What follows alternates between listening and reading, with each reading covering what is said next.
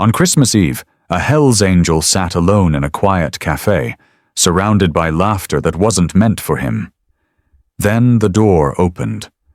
A poor mother stepped inside, her child clinging to her coat, eyes full of hunger and shame. One look was enough.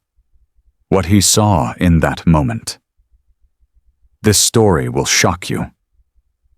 Before I continue, let me know in the comments which city and country you are watching from, so that I can thank you personally. It was Christmas Eve, but nothing inside the cafe felt like Christmas. Outside the window, strings of lights flickered along the street. People passed by laughing, arms full of gifts, voices warm with celebration. Inside, at a corner booth, one man sat apart from all of it. A leather vest hugged his broad shoulders, tattoos climbed his arms, and the large patch on his back said everything most people needed to know. A Hell's Angel. He sat alone. A cup of coffee rested in front of him, long since gone cold, untouched. His eyes weren't on the decorations or the window. They were somewhere far deeper, lost in a place where Christmas Eve meant nothing more than another night survived. The cafe door opened. A small bell chimed. He looked up without thinking, and then he froze. A woman stepped inside, hesitation written across her face. Her jacket was worn thin, sleeves frayed at the edges. Fatigue clung to her eyes in a way sleep could never fix. Beside her stood a little girl, holding her mother's hand tightly, as if letting go might make the world disappear. The woman paused just inside the door, scanning the room. Not for food, not for comfort, for space, for permission to exist there. After a moment, she chose a booth near the wall. The girl climbed onto the seat and sat up straight, small hands folded neatly. Her mother, however, remained slightly hunched, shoulders drawn inward, as if trying to make herself smaller. A waitress approached with a practiced smile, but behind it was a familiar question. Will they order? The woman picked up the menu but didn't open it. Her fingers twisted the edge nervously. We'll just get one thing, she said quietly. The waitress nodded. Whatever you like. Simple words, but heavy ones. What was enough when hunger and money didn't agree? The Hell's Angel watched without realizing he was doing it. Something about the scene refused to let him look away. There was no performance here, no begging, just quiet need. A single plate arrived. Basic food. One plate meant for 2 people. The woman slid it toward the girl. You eat first, she said gently. What about you? The girl asked. The woman smiled. I will in a minute. They both knew it wasn't true. The girl began to eat slowly, carefully, as if each bite mattered more than the last. The woman didn't touch the food. She watched her daughter instead, eyes tracing every movement. The man's hand tightened into a fist around his coffee cup. The scene struck something old inside him. Something he hadn't visited in years. He blinked hard, as if that might push the memory away. But it stayed. The woman glanced up suddenly. For a brief second, her eyes met his. She looked away immediately, shame flashing across her face, as if being seen was a mistake, as if poverty itself were a crime. The Hell's Angel didn't look away. He didn't look threatening. Just still, observant, heavy with something unspoken. The woman finally pulled the plate slightly back toward herself. Just a little, she said, breaking off a small piece. Her hand shook. The food fell back onto the plate. Mom? The girl whispered. I'm fine, the woman replied quickly, forcing a nod. That was when the man pushed his chair back. The sound wasn't loud, but the air changed. A few heads turned. The waitress paused mid-step. He stood and walked slowly toward their table. The woman saw him coming. Her face went pale. Instinctively, she pulled the girl closer, her arm wrapping protectively around her. The Hells Angel stopped at the edge of the booth. He didn't speak right away. He looked at the plate, then at the girl, then at the woman's eyes. And on that Christmas Eve, for the first time that night, he chose to speak. "Why aren't you eating?" His voice was deep, rough, but calm. The woman didn't answer immediately, because it wasn't just a question, it was an opening. And once it was asked, nothing in that cafe, or in their lives, would stay the same. Sarah lifted her eyes to the man standing beside the table, then quickly lowered them again. She wasn't used to questions like his, especially not the kind that didn't carry pity, but quietly demanded truth. "I'm not hungry," she said softly. The words weren't new to her. She had said them many times before, to strangers, to herself, to survive another hour. But in that moment, even she knew they weren't true. The man didn't respond right away. He didn't repeat the question or challenge her answer. He simply stayed where he was, as if time itself could slow down if given space. As if he understood that some truths don't come out under pressure. They surface only in silence. The little girl looked at the plate, then at her mother. "Mom, you should eat too," she said gently. Sarah tried to smile. "I will in a minute, okay?" They both knew it wasn't real.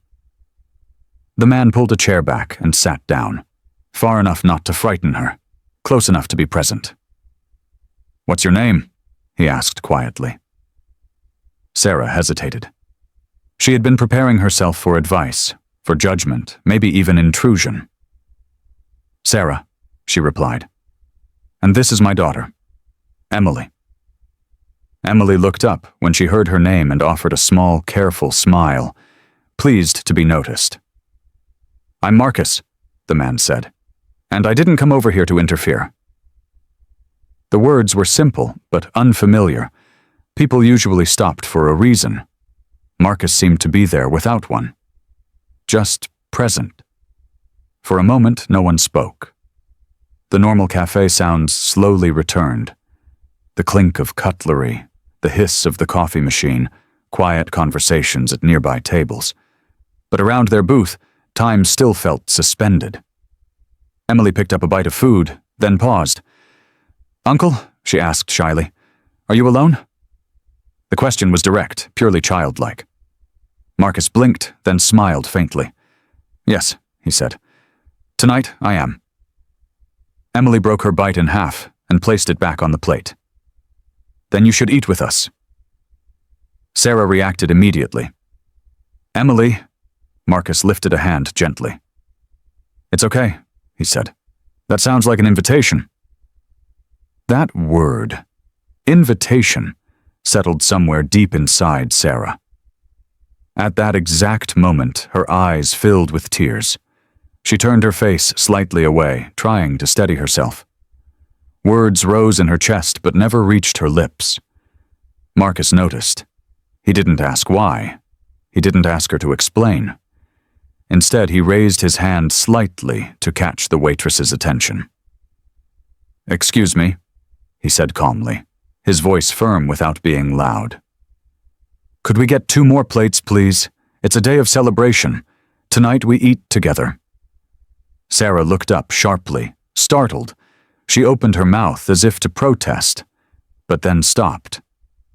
There was no pity in Marcus's eyes, no sense of charity, only certainty. The waitress nodded without a word and headed back towards the kitchen. Sarah's tears slipped free now. Not dramatic, not loud, just quiet tears that come when someone stops fighting and finally exhales. She wasn't crying for the food. She was crying for the permission to rest, even briefly. Emily reached for her mother's hand. "Mom, we're really eating together, right?" Sarah looked at her daughter, then slowly nodded. When the plates arrived, steam rose into the air, and with it, something else filled the space around the table. Relief, dignity, and the fragile sense that, for one night, no one had to be strong alone. Marcus slid one plate toward Sarah. "This time," he said softly, "you first." Sarah glanced at Emily. The girl nodded firmly, as if the decision had already been made. Sarah lifted her fork with trembling fingers. This wasn't just food. It was permission. To breathe. Outside the cafe, snow began to fall. Soft, steady, quiet. Inside, 3 strangers sat at the same table. No promises, no plans, just a single moment, one that was already changing the direction of their lives. Inside the cafe, time seemed to slow, while outside the snow continued to fall. Through the glass, lights blurred as snowflakes settled softly, each one finding its place. When Sarah lifted the first bite to her mouth, she realized how long it had been since she had truly eaten. And it wasn't only hunger of the body, it was the hunger of being seen, of having someone sit across from her without questions or conditions. Emily ate with quiet excitement, carefully lifting each bite as if afraid the moment might disappear if she rushed it. Sarah watched her daughter's face, and a gentle warmth spread through her chest. Something rare, even in motherhood. A warmth that didn't come from relief alone, but from safety. Marcus sat quietly. He wasn't in a hurry, and he wasn't trying to prove anything. His silence carried a calm that didn't come from words, but from presence, the kind that allows others to breathe. "Why did you come here alone tonight?" Sarah asked softly, careful not to disturb the fragile stillness between them. Marcus glanced at the untouched coffee in his cup, then out toward the falling snow. "Sometimes you just need to sit somewhere quieter than your own thoughts," he said, "especially on nights like this." Sarah understood. Some days, memories speak louder than people. Emily lifted a small piece of food from her plate and held it out toward Marcus. "Uncle," she said seriously, "you should have this too." Marcus blinked, then smiled. "Thank you," he said, accepting it. "You're very thoughtful." Emily nodded proudly. "Mom says sharing makes your heart bigger." Sarah lowered her eyes at that. She remembered when and why she had taught her that lesson, on days when there had been little to share, except the act itself. When the plates were cleared, the table looked different, empty, but not hollow. The emptiness no longer carried fear. "We should go," Sarah said quietly. There was no urgency in her voice this time, only responsibility. Marcus nodded. "All right." They stood together, and when Marcus opened the door, cold air rushed in. Emily pulled her coat tighter. Snowflakes settled on Sarah's hair as she stepped outside. For a brief moment, they paused near the entrance. "Thank you," Sarah said. This time the words didn't feel heavy. They were simply true. Marcus lifted a hand gently, stopping her. "It was Christmas Eve," he said. "That's all." Emily looked up at him. "Will we see you again?" Marcus thought for a moment, then shrugged. "It's not a big city," he said. "Maybe someday." They parted there. Sarah took Emily's hand and walked slowly through the snow. Her steps felt different now. No rush, no need to escape. As they walked, Emily looked up and said, "He was nice, wasn't he?" Sarah smiled. "Yes," she said. "He just stayed." She knew this meeting wasn't a miracle. There were no promises, no clear paths ahead. But that night had taught her something important. Sometimes help isn't what changes your life forever. Sometimes it's what makes life feel lighter, just for a while. At home, Sarah tucked Emily into bed. The child fell asleep quickly, as if her heart had finally relaxed. Sarah dimmed the light and stood by the window, watching the snow continue to fall. She made a quiet promise, not to anyone else, but to herself. If she ever had the chance, she would stay too. For someone else. on another day. Because that night, a stranger's quiet presence had shown her something she had almost forgotten. That the world isn't entirely cruel. And sometimes, that knowledge alone is enough to help you keep going. Morning arrived wrapped in white. Sarah opened her eyes to a familiar stillness, one that didn't bring fear, only the quiet signal of a new day beginning. Emily was still asleep, the blanket pulled up to her chin. Sarah brushed her daughter's hair gently and moved towards the kitchen. The night at the cafe lingered in her mind, not as a vivid memory but as a feeling, soft, steady. No scene replayed itself loudly. What remained was the sense that someone had stayed without being asked. She made tea. Steam curled upward as snowflakes drifted past the window and settled on the ground below. Emily padded in, eyes bright with that calm smile Sarah had noticed more often lately. "Mom," she asked, "there's no school today, right?" "No," Sarah replied gently. "We're going somewhere else today." "Where?" Emily asked. Sarah paused, then said quietly, "We're going to visit your dad, at the cemetery." Emily didn't cry. She didn't look surprised either. She simply nodded, as if the idea had already been waiting somewhere inside her. "Will there be snow?" she asked. "Probably," Sarah said. They bundled up and left. The cemetery sat at the edge of the city, quiet, lined with bare trees and covered in a thin white blanket. Snow crunched beneath their steps as they walked between rows of headstones. Emily held Sarah's hand tightly, eyes forward, as if she knew exactly where they were going. Then Sarah stopped. Ahead of them, someone was already there. A familiar leather jacket, a dark cap pulled low, a man standing quietly before a grave, holding a small bundle of white flowers. Marcus. He knelt, placed the flowers carefully, and stood there for a long moment, head bowed, as if searching for words that didn't exist. Emily squeezed Sarah's hand. "That's the uncle from the cafe," she whispered. Marcus sensed them and turned. For a brief second, surprise crossed his face, then settled into the same calm seriousness they had seen before. "You're here," he said softly. "We are," Sarah replied, glancing at the grave in front of him. "So are you." Emily looked at the headstone, then up at Marcus. "Who is this?" she asked, her voice gentle. Marcus knelt so he was at her level. His voice was steady, but something heavy lived beneath it. "My wife," he said, "and my daughter." Sarah felt her breath catch. "There was an accident," Marcus added quietly. "The kind that shouldn't happen, but does." No details followed. None were needed. Emily studied the grave for a moment, then asked, "Do you miss them?" Marcus nodded. "Every day." They stood together in silence as snow continued to fall. The cold pressed in, but the moment felt strangely warm, protected by honesty. Emily tugged lightly at Sarah's sleeve.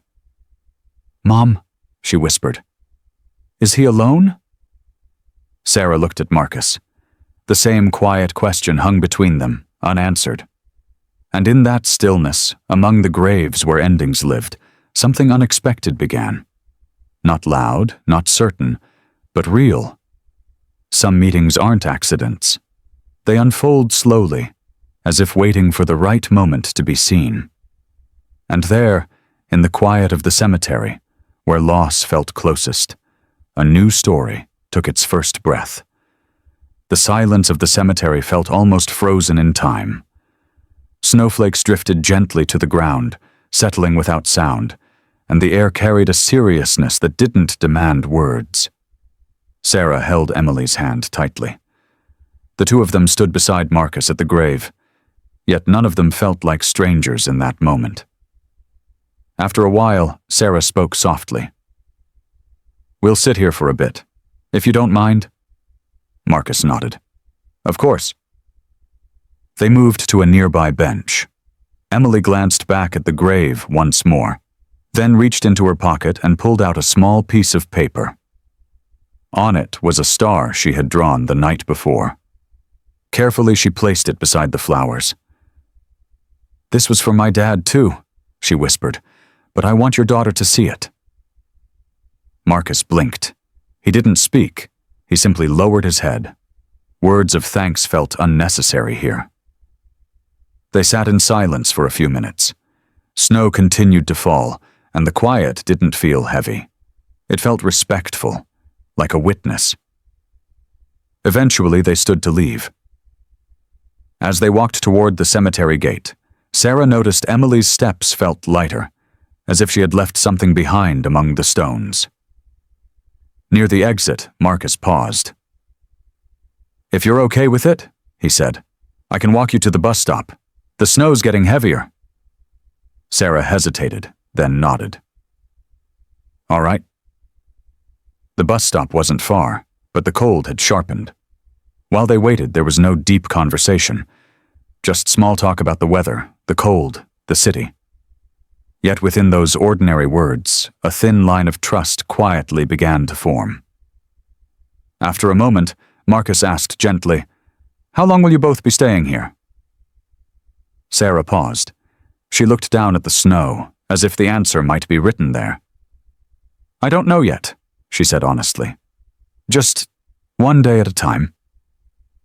Marcus nodded. There was no surprise on his face, only understanding. "Have you found any work?" he asked carefully, making sure the question didn't wound. Sarah took a slow breath. "There's no one earning right now," she said. "I've been searching for jobs, cleaning, stores, childcare, but it's hard to leave Emily alone." Emily stepped closer and held on to her mother's coat. Sarah continued, her voice steady but tired. "And where we're staying, the landlord pressures us every day. He reminds me about rent, says we can't stay much longer." For a few moments, they stood in silence. The wind cut through the bus stop, but the pause didn't feel rushed. Marcus didn't offer solutions or promises. He simply listened, fully.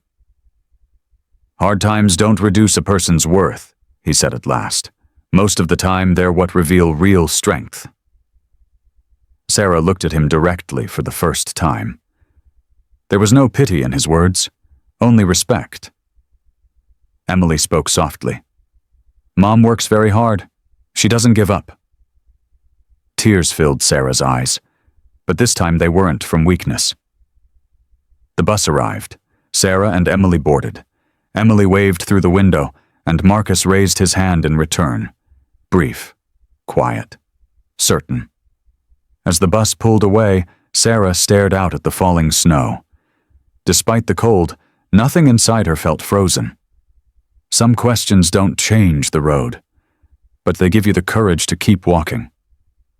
And that day, with that quiet courage, Sarah found the strength to face another tomorrow. The bus moved on, and Sarah kept watching the snow fall outside the window. Emily sat quietly in her lap, her head resting against Sarah's shoulder. The city slowly slipped behind them, but inside Sarah, something had begun to take shape. The fear was still there, but it was no longer alone. At home, Sarah slipped off her shoes, hung up her coat, and warmed some milk for Emily. The little girl drank half of it, placed the cup on the table, and rubbed her sleepy eyes. Sarah laid her down, adjusted the blanket, and closed the door softly. The silence that returned was the same as before, yet it no longer felt like an enemy. Sarah went into the kitchen and sat down. Her eyes moved over the unpaid bills on the table, the messages on her phone, and the landlord's firm reminders. A weight pressed against her chest, but this time it didn't bend her. It simply stood there as reality. The next morning was simple. No special plans, no big expectations. Sarah folded clothes, Emily colored pictures, and time passed at its own pace. Near midday, there was a soft knock at the door. Sarah paused, but she didn't panic. When she opened it, Marcus stood there, a small folder in one hand, a paper bag in the other. Before stepping inside, he looked at her, as if asking permission. "If you have a moment." "There were a few things I wanted to say," he said quietly. Sarah opened the door a little wider. "Come in." Marcus stepped inside but didn't sit. He kept hold of the bag, glanced briefly around the room, then looked back at Sarah. "I wanted to show you something," he said. He placed the paper bag on the table and slowly opened it. Inside were neatly folded clothes, simple, clean. Small children's sweaters, a light scarf, a soft dress. Sarah understood immediately. Her sentence trailed off. Marcus nodded. "They belonged to my wife and my daughter," he said, his voice calm but heavy. "After the accident, I packed everything away." Silence filled the room. Emily appeared in the doorway, her eyes drawn to the clothes. She stepped closer. "They're beautiful," she said softly. Marcus gave a faint smile. "They were, too." Sarah didn't touch the clothes. She only looked at the edge of the bag, as if recognizing an invisible boundary. "I'm not trying to put anything on you," Marcus said quickly. "I just think these clothes weren't meant to stay locked in a closet forever." He paused, then continued, more carefully this time. "And there's one more thing, if you wouldn't mind." He took a breath. "You and Emily could stay at my place for a few days.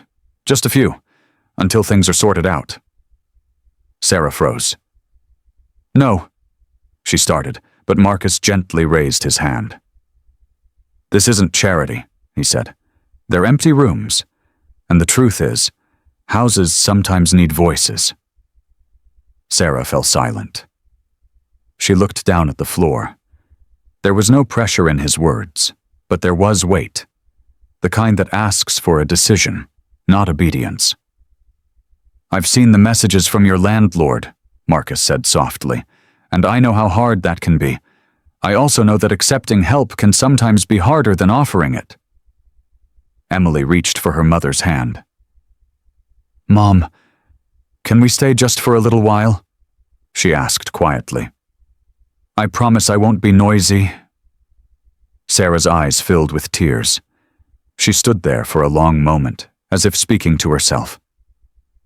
"I can't make promises," she finally said. "Only this, if we come, it will be with our own boundaries." Marcus nodded immediately. "That's exactly right." He placed the folder on the table. "The address is inside. Whenever it feels right, today, tomorrow, or never. The choice is yours." He didn't stay long. As he left, he said only one thing. "The door is open." After the door closed, Sarah took a deep breath. She looked at the bag. Not at the clothes, but at the possibility that had come with them. Emily smiled up at her.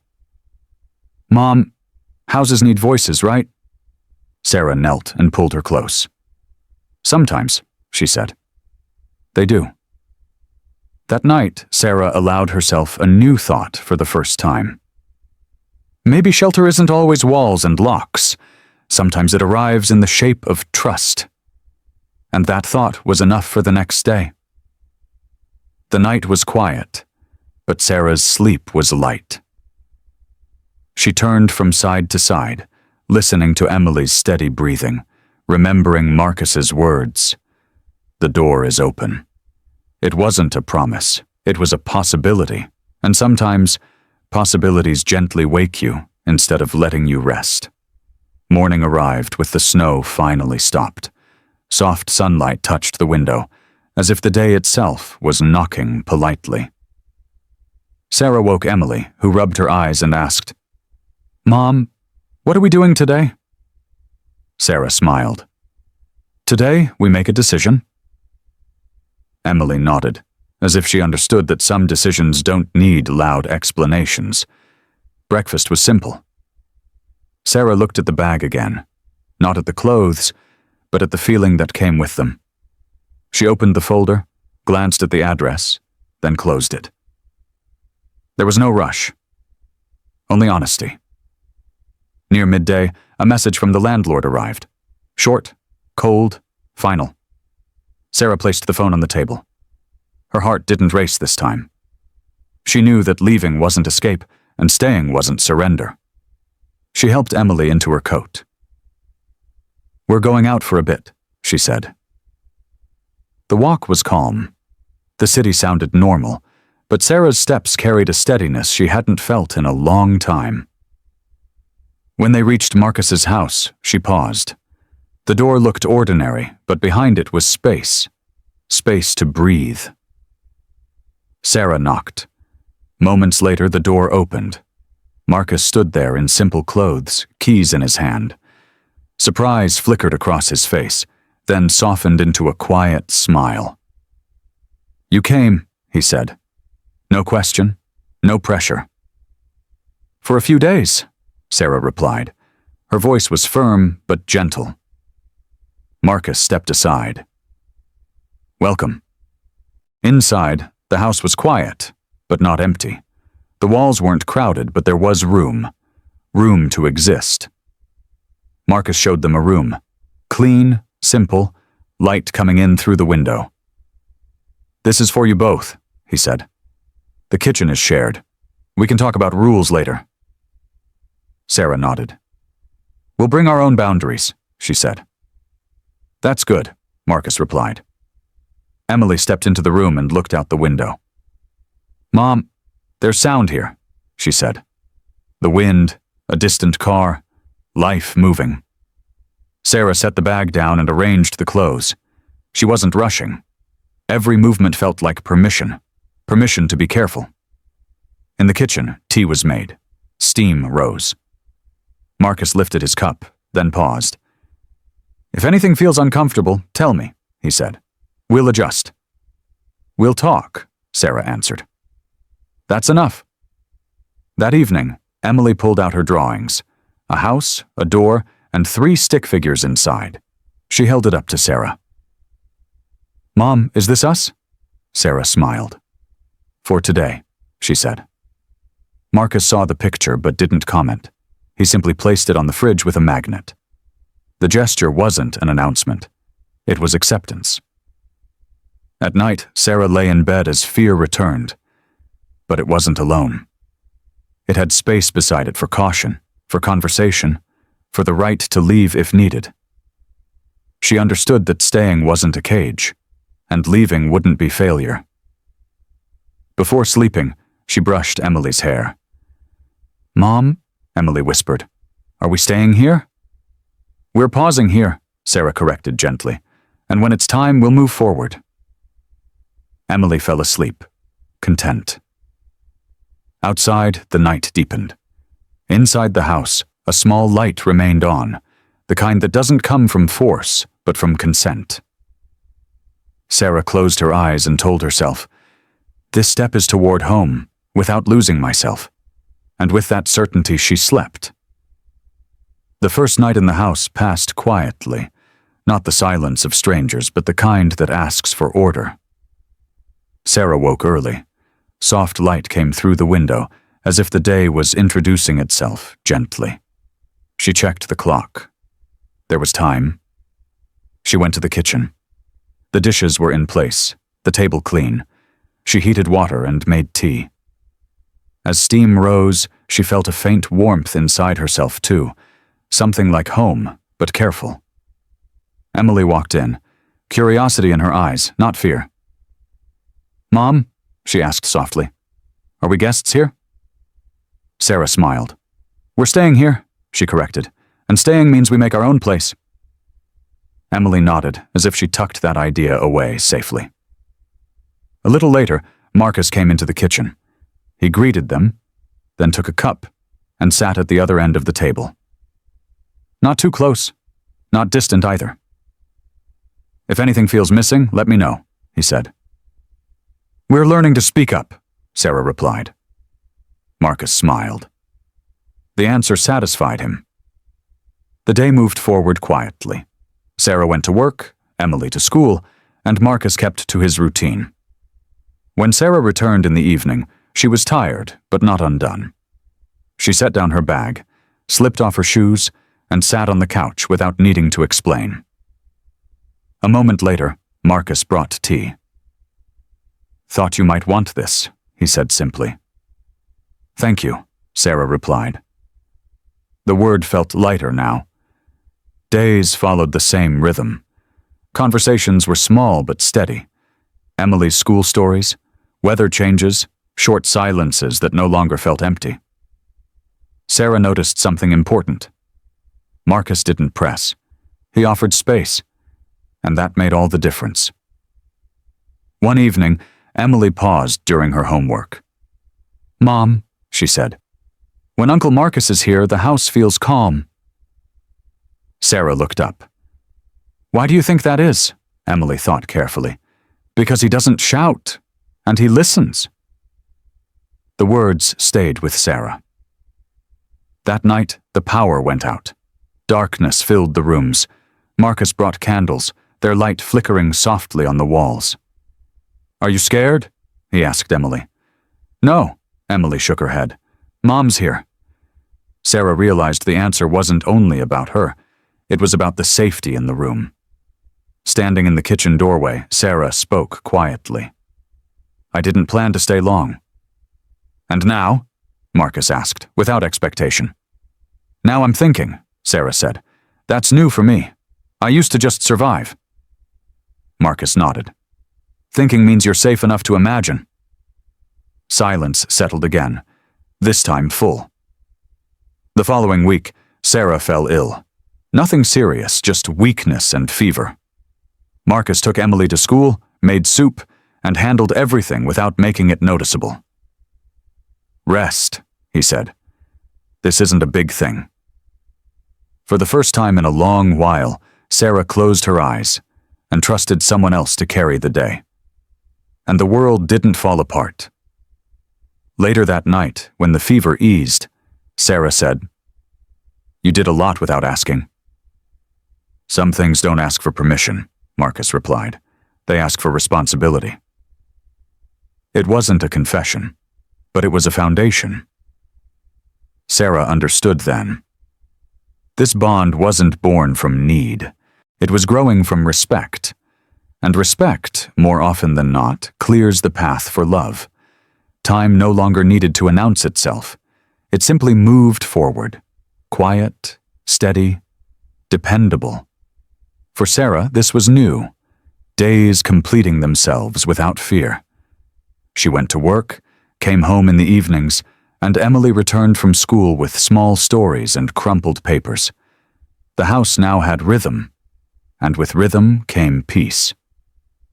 One afternoon, Emily came home holding a sheet of paper. "Mom," she said, "the teacher asked us to write about our family." Sarah smiled. "What will you write?" Emily thought, then carefully wrote 3 names. "These." Sarah said nothing.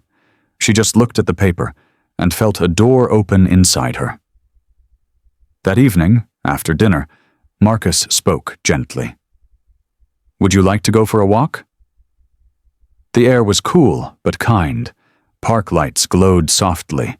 New buds clung to the trees, as if the season itself had agreed to move forward. They walked in silence for a while, the kind where words had already done their work. Marcus stopped and faced her. His voice was calm, honest. "I don't want to make grand promises," he said. "I just want to speak the truth." Sarah listened, fully. "I've known loss," Marcus continued. "You've known survival. We both understand that commitment isn't loud. It's lived." He paused, then asked, "Would you consider building a life with me? With Emily at the center, boundaries respected, and honesty always present?" Sarah took her time. She thought of the nights, the bills, the fear, and of the mornings that had grown softer.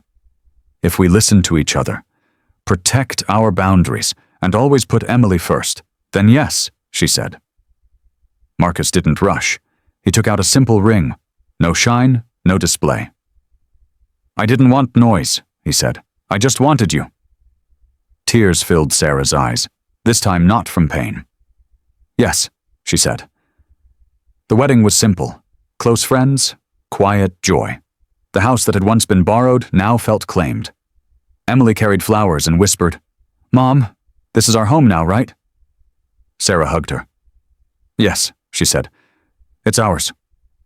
Later, when everyone had gone, Sarah stood by the window. The city was the same, but her heart was not. Marcus joined her. "We'll move slowly," he said. "We'll move honestly," Sarah replied. Emily laughed and declared, "And I'll walk in the middle." They all laughed.